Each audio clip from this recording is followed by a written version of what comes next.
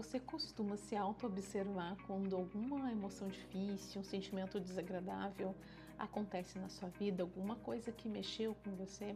A metáfora de convidar os nossos monstros, a nossa vulnerabilidade para tomar um chá, né? E o que se refere esse processo psicológico seria encarar, aceitar e integrar esse sentimento, essa emoção como parte da nossa história, como parte da nossa experiência de vida. Quando a gente fala, quando a gente tem essas emoções que são desconfortáveis, aquele sentimento de fracasso, defectividade, isso pode mexer com a gente, mas a gente precisa encarar de frente e a gente precisa convidar, né, esse momento de se autoconhecer, da gente perceber que a gente não precisa guardar embaixo do tapete, fingir ou evitar. A gente precisa entender as nossas emoções e nos escutar. Por isso que a gente fala dessa metáfora de tomar um chá com as nossas emoções difíceis, com essas emoções negativas. E por que isso, né? Em vez da gente evitar, né, a gente pode considerar esse monstro interno da gente, que seja uma ansiedade, uma culpa, ou uma frustração, uma tristeza muito grande, ou até um trauma também, da gente pensar que a gente pode trabalhar com um acolhimento sobre essas emoções, né, reconhecer parte,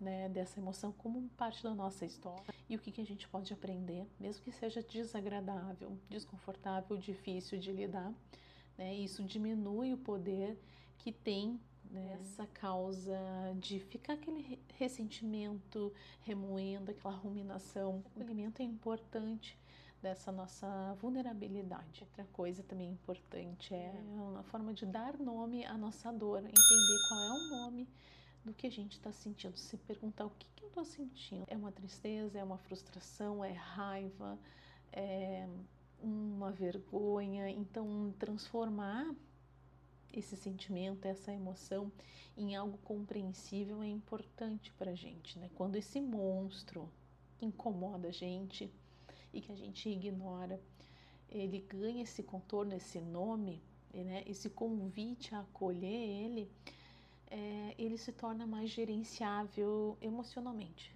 dentro da gente, né? E menos monstruoso, né? Tem um tamanho não tão gigante, né? Quando a gente fala assim, né? Às vezes o monstro nem é tão gigante assim, então a gente precisa entender ele, dar um nome para ele, convidar ele para tomar um chá mesmo. Outra coisa importante também é a aceitação dessas emoções que não são fáceis, né? Muitas vezes não significa se resignar, ser amigo dessas, né, emoções, mas é estar com a mente aberta, né? Não deixar que ele domine a sua vida, mas sim aceitar a sua presença, da sua experiência de vida. Que ele não precisa ter o peso, né, da importância que ele tem. A gente aumenta, a gente exagera esse sentimento desse monstro dentro da gente, como se fosse uma vida ruim, mas às vezes situação ruim, algo ruim que aconteceu, mas que a gente, se a gente fosse pensar assim, quais são os exemplos desses monstros internos, né? Até trouxe aqui para a gente refletir. A preocupação, a ansiedade, quando a gente pensa muito no futuro, e se acontecer isso, e se não acontecer aquilo, né? Então, acolher essa ansiedade, entender as causas dela, o que está por trás, né? Em vez de ignorar, porque muitas vezes elas tomam conta e tomam uma proporção na nossa vida que a gente deixa de viver e deixa de ter espaços mais funcionais na nossa mente. Espaços de paz, de sossego, de tranquilidade, de foco, da gente usar o nosso melhor potencial, nossas habilidades para saber resolver o dia a dia e aproveitar a vida também. Outro monstro também que eu trouxe aqui é a questão dos traumas, né, das memórias, né, da nossa infância, da nossa adolescência, alguma coisa que aconteceu e que pode ter marcado a sua vida, né? Então é importante a gente confrontar esse passado mesmo que doloroso, em vez de tentar enterrar ele ou ficar num ressentimento, num vai e volta, né? Quantas vezes a gente acaba falando e não resolvendo e não trabalhando, às vezes falando até para uma pessoa errada e não resolvendo isso. E como é importante a gente identificar esse momento, esse contexto, né? Isso que aconteceu no nosso passado, que foi traumático, da gente poder elaborar as nossas emoções, mas da forma certa, de um espaço certo. E a psicoterapia é um espaço que pode ser essencial para trabalhar questões de trauma, questões de ressentimentos e questões de feridas emocionais muito profundas que às vezes a vida toda a gente não consegue lidar sozinho. Então, é um espaço seguro, sem julgamento e um espaço de crescimento que pode ajudar a cicatrizar essas feridas que são os traumas e as memórias difíceis da nossa história de vida.